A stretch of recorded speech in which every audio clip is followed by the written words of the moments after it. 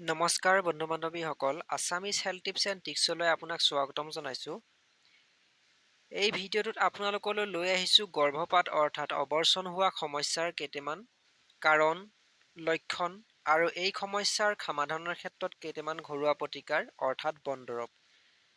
সেয়েহে ভিডিঅ'টো শেষলৈকে চাব আৰু যদি ভিডিঅ'টো ভাল লাগে লাইক কৰিব। লগতে কেনে পালে কমেণ্ট কৰি জনাব আৰু এনে ধৰণৰ ভিডিঅ'সমূহ নিয়মীয়াকৈ পাই থাকিবলৈ মোৰ এই চেনেলটোক ছাবস্ক্ৰাইব কৰি লৈ কাষতে থকা বেল আইকনটো টিপি ল'ব। গৰ্ভপাত অৰ্থাৎ অবৰ্ষণ। 7 মাহৰ আগতে গৰ্ভনষ্ট হোৱাকে গৰ্ভপাত বুলি কোৱা হয়।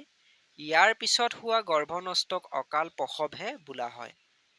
বন্ধু বান্ধৱীসকল, এই সমস্যা হোৱাৰ কাৰণসমূহ হৈছে ক্ৰমে পেটত আঘাত পালে এই সমস্যাই দেখা দিয়ে।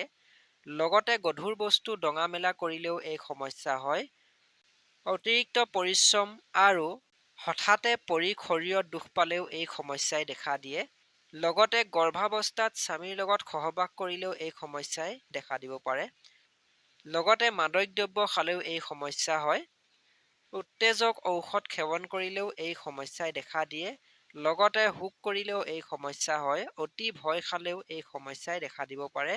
লগতে পেট চলিলেও এই সমস্যা হয় আৰু কঁকালত টানকৈ কাপোৰ পিন্ধিলে বা বসন্ত আদি ৰোগৰ কাৰণেও এই ৰোগ হ'ব পাৰে।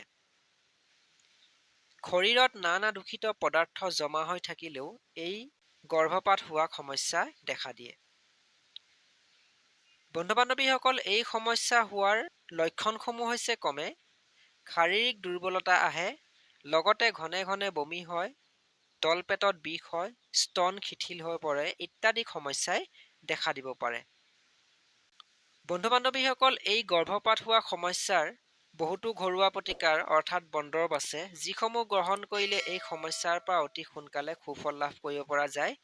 এই ভিডিঅ'টোত আপোনালোকলৈ 4টাকে তেনেধৰণৰ ঘৰুৱা প্ৰতিকাৰ অৰ্থাৎ বনদৰৱ লৈ আহিছোঁ, যিসমূহ গ্ৰহণ কৰিলে এই সমস্যাৰ পৰা আৰোগ্য লাভ কৰিব পৰা যায়। ইয়াৰে প্ৰথম ঘৰুৱা প্ৰতিকাৰ অৰ্থাৎ বনদৰৱটো হৈছে গৰ্ভপাতৰ আশংকা থাকিলে বগা অপৰাজিতাৰ 4 আঙুল শিপা কঁকালত বান্ধিলে গৰ্ভপাত হোৱাৰ ভয় নাথাকে আৰু এই সমস্যাৰ পৰা পৰিত্ৰাণ পাব পৰা যায়।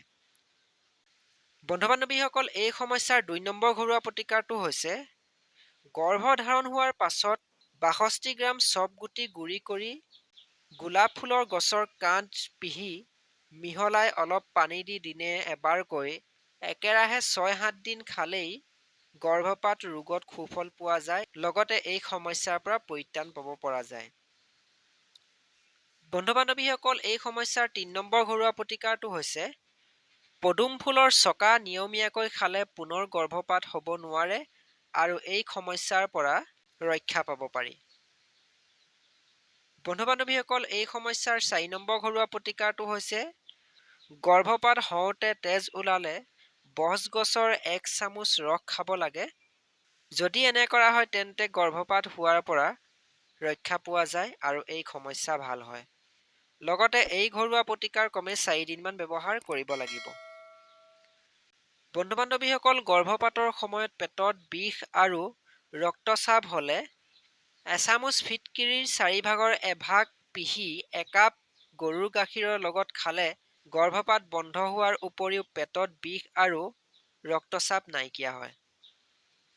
বন্ধু বান্ধৱীসকল, এইটো ঘৰুৱা প্ৰতিকাৰ প্ৰমাণিক হয় আৰু ইয়াৰ পৰা সুফল পাব পাৰি।